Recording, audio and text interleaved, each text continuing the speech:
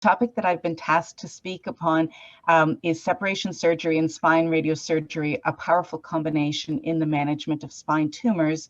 And I'd like to thank Zia before I begin for segueing in some of the concepts of this presentation. And while it's a little intimidating to follow him, Ed Benzel always says that repetition is good.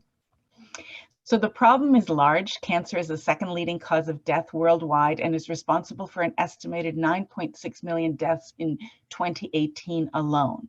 Metastatic involvement of the spinal column can occur in 50% of patients diagnosed with cancer and can lead to devastating sequelae, which include pain, neurological deterioration, including weakness and sensory disturbances, and sphincter control deficiency. This is matched up against the fact that survival and disease control rates are steadily improving, with about 60% of patients surviving 5 years and more. So both symptomatic and asymptomatic spinal metastases are of increasing clinical importance. Spine metastases directed therapies are warranted for the prevention or management of symptoms and maintenance of patient quality of life. So it's important to keep patients walking or restore their ambulatory function, their bladder control, and achieve pain relief in these patients. The 21st century has ushered in new ways of addressing the problems with spine metastases.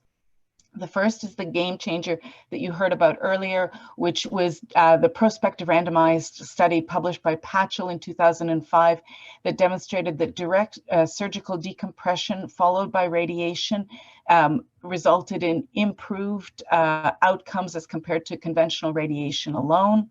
The surgical group retained their ambulatory rate, regained ambulation in those that had lost it, neurological examination improved, survival improved, analgesic use decreased, and corticosteroid use also decreased in these patients. So huge advantages offered by surgery in this group.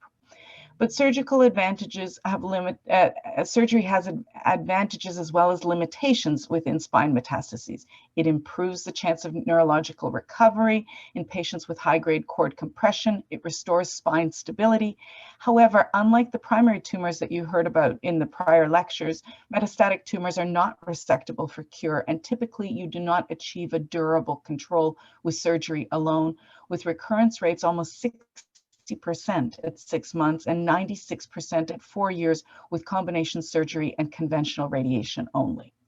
So enter the second game changer that also began in the 2000s, and this is stereotactic radiosurgery. It is the delivery of an accurate and conformal high radiation dose to the tumor in 1 to 5 sessions.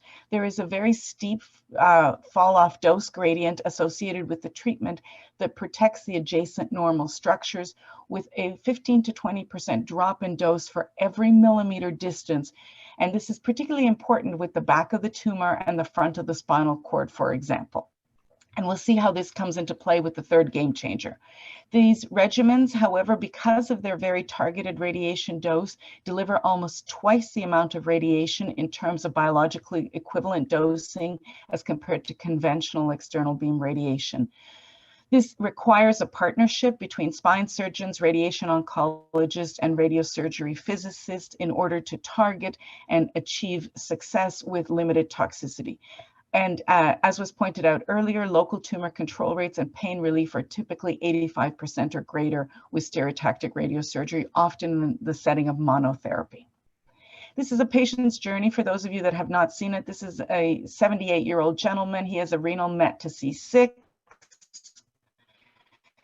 Here he is being put on the table. This is my radiation oncology colleague as well as our therapist partners.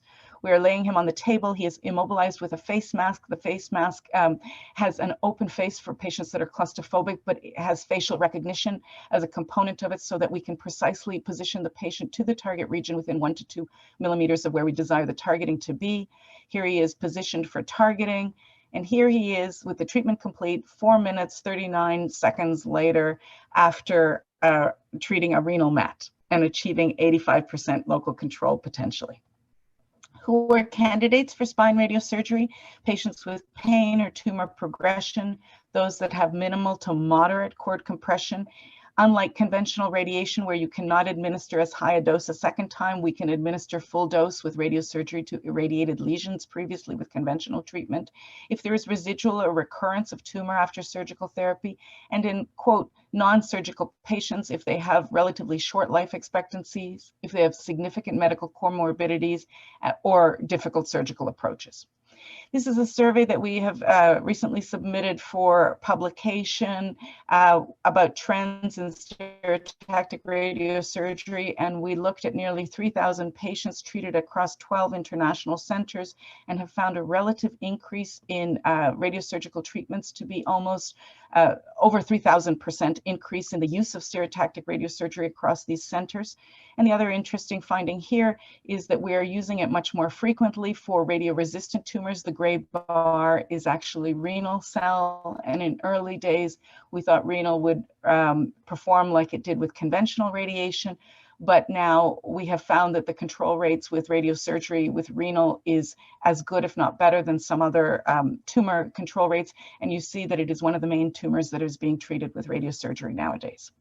So the survey trends suggested a rapid expansion and considerable growth in the volume of spine radiosurgery cases. Metastases previously comprised the largest portion of cases, but now there is an increasing willingness to treat non-metastatic lesions with radiosurgery. We are treating it for radioresistant pathologies, reflecting an increased awareness of what radiosurgery can do. And despite treatment of more complex patients with broader inclusions, our local failure rates are actually declining. So we're not just picking the best patients, but we're picking a broader spectrum of patients and still having better control rates. But it is not the answer for everything, and it's certainly not the answer as monotherapy for all tumor cases. If a patient has rapidly progressive neurological deficit, a cord compression related to bone or disc fragments, if they have no known cancer tissue diagnosis, if they have overt spine instability, and or significant cord compromise, radiosurgery alone as monotherapy is not the right place to begin. Why is that? Because unlike the lung or the liver shown in the bottom panel, where there is duplicated organelles, the spine is a serial functioning unit such that if you knock out a portion of the spinal cord with radiation, for example, inducing radiation myelopathy, it will compromise the entire system distal to the knockout. So we've learned key lessons. Higher dose to the tumor has better control rates and outcomes, but higher dose to the adjacent spinal cord can result in toxicity. And so it becomes a balancing act. I use this picture because it makes me think that Ed Benzel is the guy on the trike. And as we move forward, we develop more and more things in management of spine tumors. So enter the third game changer that was alluded to, which is separation surgery. And separation surgery is basically the key to treatment safety. It is the separation of the tumor from the dural sac, decompressing the spinal cord in order to reconstitute the spinal fluid space. The tumor in the vertebral body and paraspinal region is not resected. Thereby, it reduces the surgical time, reduces the blood loss, and reduces the patient morbidity. Decompression provides a safe margin now to deliver cytotoxic radiation dose to the tumor with within the constraints of the spinal cord to radiation, making it a much safer procedure. Stabilization depends on the degree of instability, but is usually performed with pedicle and lateral mass screws 2 levels above and 2 levels below with cement augmentation if there is poor bone quality, making the surgical time a few hours, and anterior reconstruction is rarely required. And often these patients that used to spend the last 3 months out of their 6 months of survival in the ICU recovering from an extensive surgery are now being served much more safely and quickly with improved outcomes. So surgery now becomes an adjunct to the definitive oncological procedure of radiosurgery. Separation surgery, you saw a highlight of this paper before, and it's probably the largest series, although it is a concept that has taken traction so easily that there is many centers performing it. But Ilya's paper reviewed 186 patients with spinal metastatic tumors treated with separation surgery followed by radiosurgery. Interesting to note that 73% of these patients had high-grade cord compression, and 77 were treated for radioresistant histologies with this treatment, and almost 50% had prior conventional radiation that had failed. The key here is that 16.4% had local progression after this combination treatment, given these very compromised patients. And I want to remind you that earlier on, I mentioned that nearly 60% at 6 months fail with conventional surgery and radiation treatment, and 96% at 4 years. And remind you that a lot of patients are living 5 years and beyond. So this number is not satisfactory. And that's why we have moved so aggressively towards doing these combinations, separation surgery and radiosurgery treatment. Are we paying a high price in terms of hardware failure in a radiated construct? In fact, this study looked at 318 patients, and there was only a 2.8% hardware failure with surgery and radiosurgery combination. And the patients that had failed had those that had extensive chest wall resections and those that had constructs that involved greater than 6 levels. So with improving systemic as well as supportive therapies for cancer patients who have bony metastases, they're surviving longer. Radiosurgery results in rapid and durable control in terms of pain control and radiographic control, but the care of these patients is complex. A multidisciplinary team approach and ideally a spine tumor board is needed for optimal assessing and treatment recommendations. Timely and often multimodality interventions are essential to decreasing the morbidity of these patients and maintaining their quality of life. And the development and incorporation of separation surgery into radiosurgery practice has expanded the portfolio of options of complex spine management. So what does the future hold? Radiosurgery clearly demonstrates clinical value, often in comparison to long-standing and well-accepted treatment options. It is non-invasive and can be completed in an outpatient setting, thus potentially freeing up valuable inpatient hospital resources. From the patient perspective, radiosurgery provides a patient-friendly treatment option. Patients in rural settings or far from a treatment center can easily have the treatment. There is minimal disruption of their systemic chemotherapy. It allows patients to resume their normal daily activities as quickly as possible. It decreases their medication because their pain is improved and retreatment, reducing health system utilization and minimizing indirect costs so that there's advantages from patient, payer, and society overall.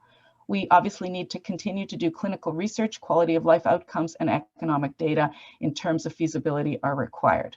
I'd like to thank the team. This is our cancer center at the Cleveland Clinic and the team that helps deliver spine tumor care at our center. Thank you all.